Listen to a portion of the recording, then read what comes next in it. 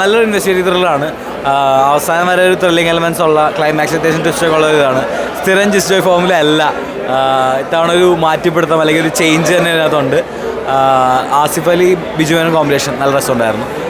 നമ്മളൊരു thrilling element through out keep ചെയ്ത് climax അത്യാവശ്യം നല്ലൊരു സാറ്റിസ്ഫൈങ് ട്വിസ്റ്റ് ചേർന്ന ഒരു നല്ലൊരു ഇൻവെസ്റ്റിഗേറ്റീവ് ത്രില്ലർ. ആൻഡ് സെക്കൻഡിലേക്ക് ചെറിയൊരു ലീഡ് പോലെ കൂടി ഉണ്ട്. സോ എന്തായാലും വീട്ടിലൊന്ന് എൻജോയ് കാണാൻ പറ്റും. ആ ഒരു എലമെൻറ്റ് രണ്ടുപേരും നമ്മളുള്ള ഈഗോ ക്ലാഷ് വളരെ മൈന്യൂട്ടായിട്ട് കാണിക്കുന്നുണ്ട്. പക്ഷേ അത് വെച്ചിട്ട് റിലേറ്റഡ് ആയിട്ട് ഇതൊരു പക്ക ഒരു ഇൻവെസ്റ്റിഗേറ്ററിലാണ്.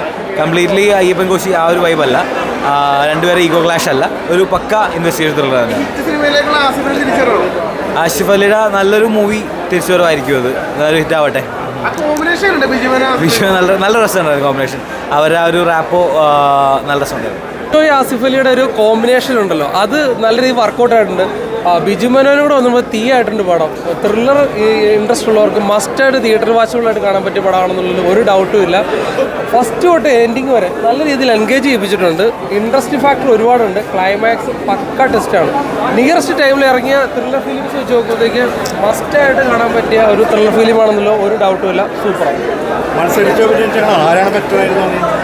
ബിജു മേനോൻ്റെ ഒരു ഹൈലൈറ്റ് കുറേ സാധനങ്ങളുണ്ട്. ബിജു മേനോനാണ് എനിക്ക് കൂടുതൽ ഇൻട്രസ്റ്റിംഗ് ആയിട്ട്. പക്ഷേ ആസിഫ് അലിയും കൂടെ ഉള്ളപ്പോൾ ആ കോമ്പിനേഷൻസ് പവർഫുൾ ആവുള്ളൂ. ദീപക് ദേവിൻ്റെ ബീജിയം ഓസമായിരുന്നു. അതാണ് പടത്തിൽ കൂടുതലായിട്ട് പിടിച്ചിരുത്തിയേക്കുന്നത്. തിയേറ്ററിൽ വന്നത് നഷ്ടമല്ല, വർത്ത് ഫിലിമാണ്. കൊടുക്കുന്ന ക്യാഷിന് വർത്താണ്. സൂപ്പർ പടം. കാണാൻ പറ്റിയ സിനിമയാണ്. ത്രില്ലറാണ് അടിപൊളി. രണ്ടുപേരും കട്ടക്കട്ടക്ക്. കൂടുതലാരൊന്നും പറയാൻ പറ്റില്ല. അടിപൊളി മൂവിയായിരുന്നു. ലൈക്ക് പ്രേക്ഷകർക്ക് എല്ലാവർക്കും ഇഷ്ടപ്പെടുന്ന ലൈക്ക് യൂഷ്വൽ ആയിട്ടുള്ള ജിസ്റ്റ് ജോയ് മൂവിനെ കഴിഞ്ഞും ഒരു ഡിഫറെൻ്റ് ആയിട്ട് എനിക്ക് തോന്നി. പിന്നെ ആസിക്ക ആണെങ്കിലും ബിജു മേനോൻ സാർ ആണെങ്കിലും നല്ല അടിപൊളിയായിട്ട് ചെയ്തു. ലൈക്ക് ഒരു കോമ്പറ്റീഷൻ പോലെയായിരുന്നു അവരുടേത്. എനിക്ക് തോന്നുന്നു എല്ലാവർക്കും തന്നെ വർക്കൗട്ട് ആവും. അത് അടിപൊളിയായിട്ടുണ്ട്. ലൈക്ക് നമുക്ക് സാറിൻ്റെ അടുത്ത് നിന്ന് പ്രതീക്ഷിക്കുന്ന ഒരു മൂവി അല്ല ഇത്. സാർ അത് ഭയങ്കരമായിട്ടും അടിപൊളിയായിട്ട് ചെയ്തിട്ടുണ്ട്. മാക്സിമം എഫേർട്ടോട് കൂടി ചെയ്തിട്ടുണ്ട്. പക്ക ത്രില്ലറാണ്. നമ്മൾ ലാസ്റ്റത്തെ മൊമെൻറ്റ് വരെ നമ്മൾ ആ ഒരു ലൈക്ക് മുള്ളിമേലിരിക്കുകയെന്ന് അറിയത്തില്ല, ആ ഒരു രീതി എനിക്ക് തോന്നി. എനിക്ക് ബാക്കിയുള്ളൊരു ഒപ്പീനിയൻ ഞാൻ അറിയത്തില്ലായിരുന്നു. നല്ല മൂവിയാണ്. കാരണം ചോറോട് നല്ല സൗണ്ട് ത്രില്ലറാണ്. പിന്നെ പോലീസുള്ള ക്രിമിനലാണ് ഇതിൻ്റെ തീം. നല്ലൊരു മൂവിയാണ്, നല്ലൊരു സൂപ്പർ മൂവിയാണ്. അടിപൊളിയാണ്. രണ്ടുപേരും ഈക്വലല്ല. കാരണം രണ്ടുപേരും ഒപ്പം നിൽക്കുക, അതിന് കമ്പയർ ചെയ്യാൻ പറ്റില്ല. രണ്ടുപേരും ഈക്വലല്ല. നല്ല മൂവിയാണ്, അടിപൊളിയാണ്.